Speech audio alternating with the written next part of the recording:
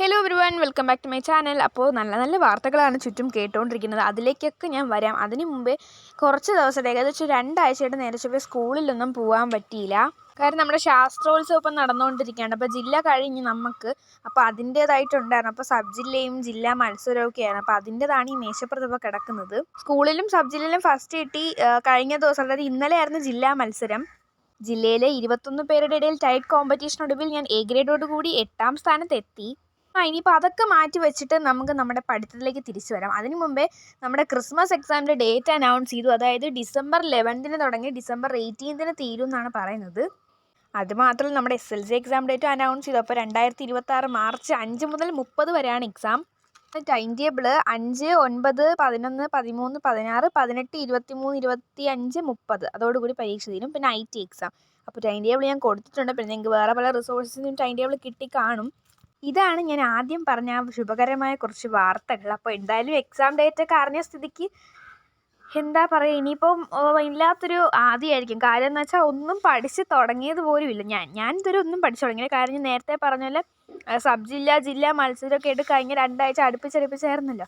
അപ്പോൾ അതുകൊണ്ട് തന്നെ സെമിനാറിനെ പുറകെ പറ്റി കുറേ ക്ലാസ്സിലും ട്യൂഷനും സ്കൂളിലൊന്നും പോകാൻ പറ്റിയില്ല.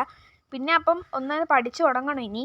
അപ്പോൾ ഒരു സ്റ്റഡി ചലഞ്ച് പോലെ ഞാൻ ചെയ്യാമെന്ന് വിചാരിച്ചു. അപ്പോൾ നമ്മൾ ഒരാഴ്ച ഒരു വിഷയം വെച്ചിട്ട്, അതായത് ഈ സൺഡേയോ സാറ്റർഡേയോ നമ്മളൊരു സബ്ജക്റ്റ് പഠിക്കാൻ തുടങ്ങുകയാണെങ്കിൽ അടുത്ത സൺഡേയോ സാറ്റർഡേ കൊണ്ട് അത് തീർക്കാൻ പരമാവധി ശ്രമിക്കുക. അപ്പോൾ ആദ്യം SSC നിന്ന് തുടങ്ങാമെന്ന് വിചാരിച്ചു. കാര്യം ഇത്തിരി വലിയ സബ്ജക്റ്റ് ആണല്ലോ.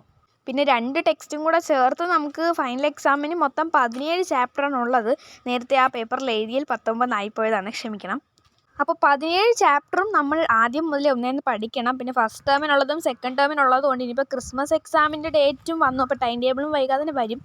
അപ്പോൾ അതിനും ഇനി പഠിച്ചു തുടങ്ങണം. മൊത്തത്തിൽ നമുക്കിനി ക്രിസ്മസ് എക്സാം കഴിഞ്ഞാൽ പിന്നെ പരീക്ഷകളുടെ മേളമായിരിക്കും. മോഡല്, പിന്നെ കുറേ റിവിഷൻ, അങ്ങനെ ഇങ്ങനെയൊക്കെ. അപ്പോൾ നമുക്ക് SSCയും തുടങ്ങാം. ഫസ്റ്റ് ഞാൻ ഹ്യൂമാനിറ്റീസാണ് എടുത്തിരിക്കുന്നത്, നമ്മുടെ സോഷ്യൽ സയൻസ് 1.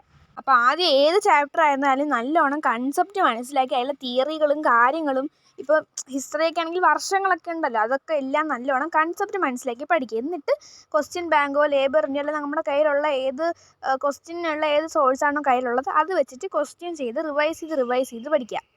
അങ്ങനെ ഓരോ ചാപ്റ്റേഴ്സും കംപ്ലീറ്റ് ചെയ്യുക. ആദ്യം സോഷ്യൽ സയൻസ് 1 or 2 നിങ്ങൾക്ക് ഇഷ്ടമുള്ള ഏത് ടെക്സ്റ്റാണോ അത് ആദ്യമായിട്ട് കംപ്ലീറ്റ് ചെയ്യുക. അങ്ങനെ ഏതെങ്കിലും ഒരു ടെക്സ്റ്റ് അങ്ങനെ ഓരോ ചാപ്റ്റേഴ്സായിട്ട് നല്ലോണം പഠിച്ച് കംപ്ലീറ്റ് ചെയ്യുക. ഒരാഴ്ച കൊണ്ട് തീരുമോ എന്നുള്ളത് അത്ര ഉറപ്പില്ല. കാര്യം നമുക്ക് ഇത്തിരി വലിയ ചാപ്റ്റർ ആണല്ലോ, 17 പാഠമില്ലേ പഠിക്കാൻ. ആദ്യം ക്രിസ്മസ് എക്സാമിനുള്ള ചാപ്റ്റേഴ്സ് പഠിച്ചു തുടങ്ങാം. ഒരാഴ്ച കൊണ്ട് തീരുമെന്ന് ചോദിച്ചാൽ ചാൻസ് കുറവാണ്. എന്തായാലും ട്രൈ ചെയ്യുക. അപ്പോൾ നിങ്ങളും പോയി പഠിക്കുക. അപ്പോൾ ഞാനും പോയി പഠിക്കട്ടെ. Okay, by.